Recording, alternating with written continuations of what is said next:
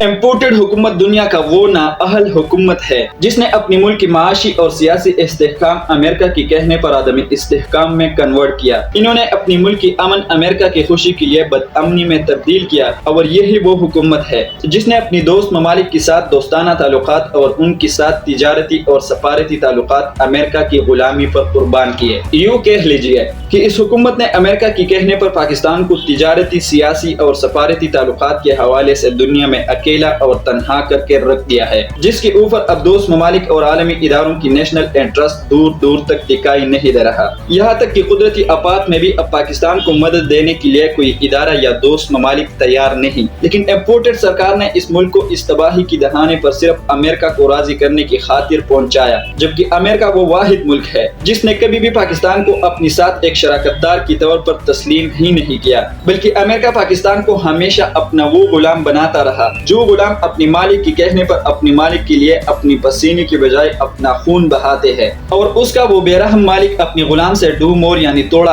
اور کا مطالبہ کرتے ہیں، اور غلام اپنی مالک کی اس مطالبے اور حکم نامے کو پورا کر رہا ہوتا ہے، لیکن مالک کی طرف سے اپنی غلام کو شاباشی نہیں دی جاتی بلکہ طعنے اور رسوائی اس غلام کی مقدر بن جاتی ہے۔ امریکہ کے آگے پاکستان کا مثال اسی غلام کی طرح، جبکہ پاکستان کے آگے امریکہ کی مثال اسی بے رحم مالک کی طرح ہے۔ پاکستان نے امریکہ کو راضی کرنے کے لیے ہمیشہ اپنی ملک کی بنیادی مقاصد اور اپنی قوم کی بنیادی حقوق اور مفادات قربان کیے، لیکن وہی امریکہ پاکستان کو شاباشی دینے کی بجائے پاکستان کو ہی ذلیل کرتے رہے۔ امپورٹڈ سرکار اور ان کی سہولتکار وہ واحد ٹولہ ہے جس نے اپنی ملک کی امیدیں اور اپنی ملک کی تمام مقاصد اور قومی مفادات امریکہ کو راضی ہونے کے بدلے بیچ دیے کہ آپ بس راضی ہو جاؤ، ہم آپ کی رضا کے لیے کچھ بھی کرنے کو تیار ہے، لیکن اس کے بدلے امریکہ نے پاکستان کو پھر سے دنیا میں رسوا اور ذلیل کیا۔ اس کے باوجود کہ پاکستان میں اس وقت امریکہ کی من پسند حکومت قائم ہے جس میں امریکہ کے خلاف کسی طرح کی نیگیٹو جذبات اور احساسات موجود نہیں ہے، لیکن امریکہ نے پاکستان کو دنیا کی سب سے خطرناک اور امن کے حوالے سے غیر محفوظ ترین ملک قرار دے دیا ہے۔ امریکن صدر جو بائیڈن نے حال ہی میں پاکستان کی ایٹمی تنصیبات کو غیر محفوظ قرار دیتے ہوئے کہا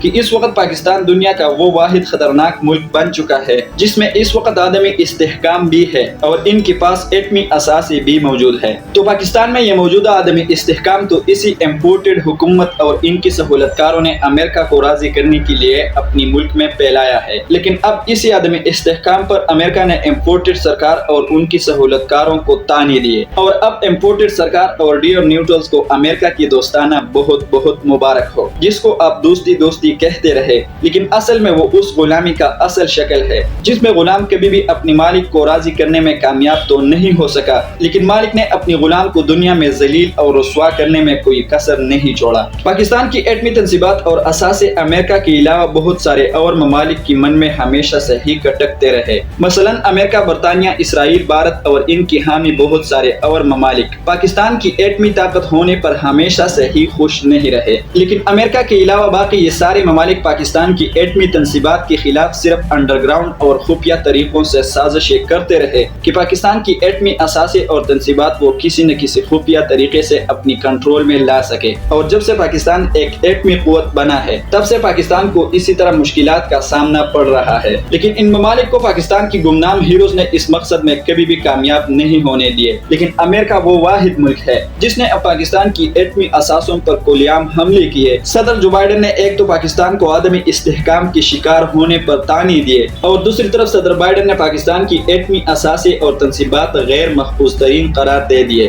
وہ الگ بات ہے کہ امپورٹڈ سرکار اور ادارے امریکہ کی غلامی چھوڑنے کے لیے کسی صورت تیار نہیں ہے، لیکن امپورٹڈ سرکار، اسٹیبلشمنٹ اور ادارے اس غلامی کو دوستی کا نام دے رہے ہیں، جبکہ صدر جو بائیڈن نے اس وقت پاکستان کی جو ضلالت کی ہے وہ آپ خود سوشل میڈیا پر جا کر اس کا خطاب سن بھی سکتے ہیں۔ بائیڈن کا خطاب سن کر آپ لوگوں کو اندازہ ہو جائے گا کہ صدر بائیڈن نے پاکستان کو صرف اپنی اور اپنی اتحادی ممالک کے لیے خطرہ نہیں ٹھہرایا، بلکہ بائیڈن ساری دنیا کو بتانے کی کوشش کر رہا ہے کہ اس وقت پاکستان صرف امریکہ اور اس کی اتحادیوں کے لیے خطرہ نہیں ہے بلکہ تمام ممالک کے لیے ایک خطرے کی گھنٹی بن چکی ہے، کیونکہ اس وقت پاکستان میں عدمی استحکام بھی ہے اور ان کے پاس ایٹمی اثاثے بھی موجود ہے۔ یعنی صدر بائیڈن ایک تو دنیا کو پاکستان کے خلاف اکسانے کی کوشش کر رہا ہے اور پاکستان کو اپنی اور اپنی اتحادیوں کے لیے ایک خطرہ بھی سمجھ رہا ہے، لیکن ہمارے ادارے، اسٹیبلشمنٹ اور حکمران ان سے دوستی کے نام پر غلامی نبھا رہے ہیں، اور جو لوگ احساسی کمتری کی شکار ہو کر غلامانہ ذہنیت کی مالک بن چکے ہیں، جو یہ سمجھتے ہیں کہ پاکستان امریکہ کی بغیر کبھی بھی نہیں چل سکتا اور نہ پاکستان امریکہ کی بغیر آگے بڑھ سکتا ہے۔ تو ان لوگوں سے میرا ایک ہی سوال ہے کہ پھر آج تک پاکستان آگے کیوں نہیں بڑھا؟ اگر پاکستان صرف امریکہ کی سائے میں آگے بڑھ سکتا ہے تو پھر آج تو پاکستان کو جنوبی ایشیا کا سپر پاور ہونا چاہیے تھا۔ کون سے وقت میں ہمارے حکمرانوں نے امریکہ کو ناراض کیا؟ مجھے تو دو حکمران یاد آ رہے ہیں جس نے پاکستان کی بنیادی مقاصد اور اپنی قومی مفادات پر کبھی بھی کمپرومائز نہیں کیا۔ ایک تھے ذوالفقار علی بھٹو اور دوسرا پاکستان کی سابقہ وزیر اعظم عمران خان۔ لیکن ذوالفقار علی بھٹو کے ساتھ امریکہ نے کیا اور ان کا انجام کیا بنا؟ ذوالفقار علی بھٹو کی گناہ صرف ایک ہی تھی کہ وہ پاکستان کی بنیادی مقاصد اور قومی مفادات پر کسی سے کمپرومائز کرنے کے لیے تیار نہیں تھے۔ لیکن پاکستان کی مخالف قوتیں ہمیشہ سے ہی ہمارے ملک میں موجود اپنی حامی لوگ ہمارے خلاف استعمال کرتے آ رہے ہیں، اور وہ لوگ جو پاکستان کی مخالف قوتوں کے ہاتھوں اپنے ہی ملک کے خلاف استعمال ہو جاتے ہیں، لیکن پھر حکومت میں آ کر وہ امریکہ اور اس کے اتحادیوں کی شرائط پر پورا اترنے میں ناکام ہو جاتے ہیں، تو پھر امریکہ اور پاکستان کی اور مخالف قوتیں ان کو بھی بخش نہیں دیتے۔ اور اس کا زندہ مثال جنرل ضیاء الحق ہے، کیونکہ وہ بھی حکومت میں آ کر امریکہ کی ساری شرائط ماننے کے لیے تیار نہیں تھے۔